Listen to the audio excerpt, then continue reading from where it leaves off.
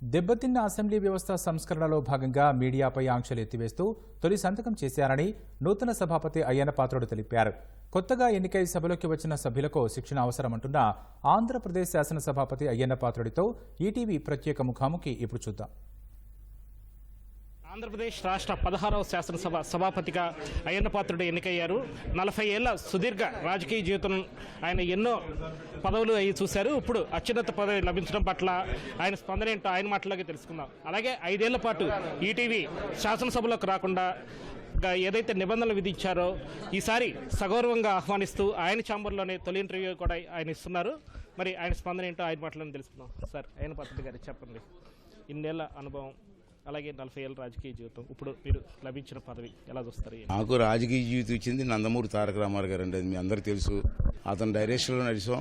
ఈ స్థాయికి ఎదిగారంటే నందమూరి తారక రామారావు గారు. తర్వాత చంద్రబాబు నాయుడు గారు కూడా నన్ను ఆ స్థాయిలోనే తీసుకెళ్లారు.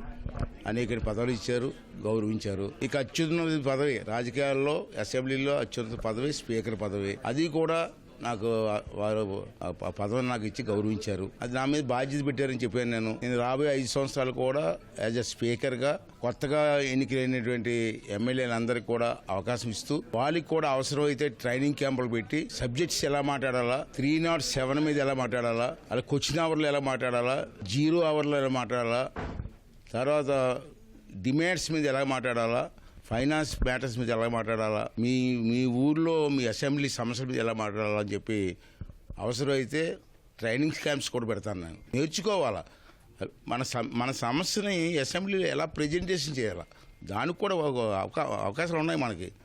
అది నేర్చుకోవాలని చెప్పాను. అంచేత వాళ్ళందరికీ ట్రైన్ చేద్దాం.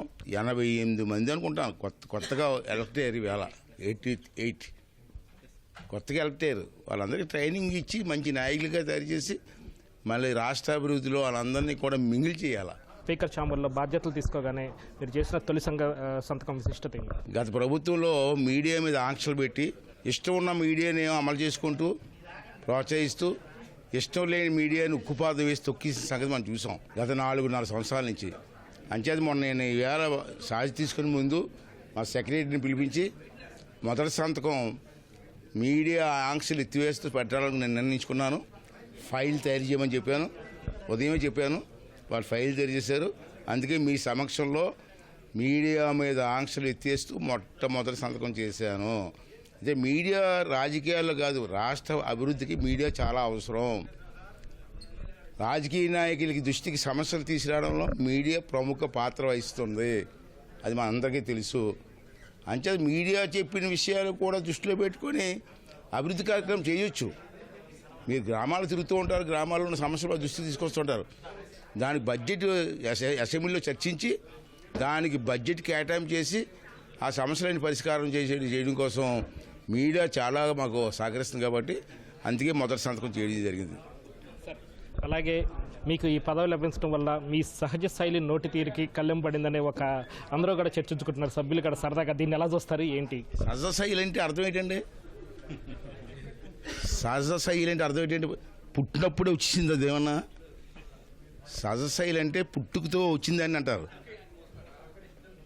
సమస్యల మీద గలమెత్తడం కూడా తప్పు అంటారా? ప్రజా సమస్యలు, నా సమస్యల మీద గలమెత్తలే. ప్రజా సమస్యల మీద, గత ప్రభుత్వంలో చేసిన దౌర్జన్యాల మీద, మహిళల మీద జరిగిన దాడుల మీద నేను మాట్లాడా. అవతల మనిషి తాలూకు మెంటాలిటీ పెట్టి మేము కూడా మాట్లాడాలి ఒకసారి. ఈవేళ నాకు బాధ్యత పదవి వచ్చింది. అంతగా అలా మాట్లాడాల్సిన అవసరం లేదు కదా.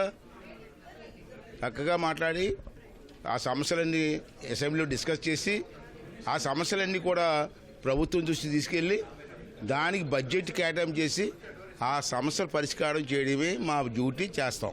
సార్, అలాగే చాలామంది సీనియర్ సభ్యులు ఇప్పటి వరకు కూడా సభాపతి ఎన్నిక రోజు విపక్ష పార్టీలు లేకుండా లేని సభ చూడలేదు అంటున్నారు. ఇదే ఫస్ట్ టైం చూస్తాం అంటున్నారు. దీన్ని ఎలా చూస్తారు మీరు? మూర్ఖులకి ఏం చెప్తామండి? ఇప్పుడు మీరు అడిగిన దానికి అర్థం లేదు. మనుషుల్లో మూర్ఖులు ఉంటారు, మంచి వాళ్ళు ఉంటారు, రాక్షసులు ఉంటారు. ఆ రెండింటికి సంబంధించిన జాతి ఆ జాతి. మూర్ఖులు, రాక్షసులు. వాళ్ళకి ఏం చెప్తాం మనం? టైం వస్తుంది, చూద్దాం. సార్, అలాగే ఏమైనా సంస్కరణలు తీసుకురావడానికి ప్రయత్నిస్తారా మీ హయాంలో? ఇప్పుడే స్టార్ట్ అయింది, అన్ని ఇప్పుడే అయింది. ఫస్ట్ మీ టీవీ చేసాం, రేపు అసెంబ్లీ మళ్ళీ పెట్టిన తర్వాత అసెంబ్లీలో డిస్కషన్ అయిన తర్వాత దాన్ని ప్రకటన చేద్దాం.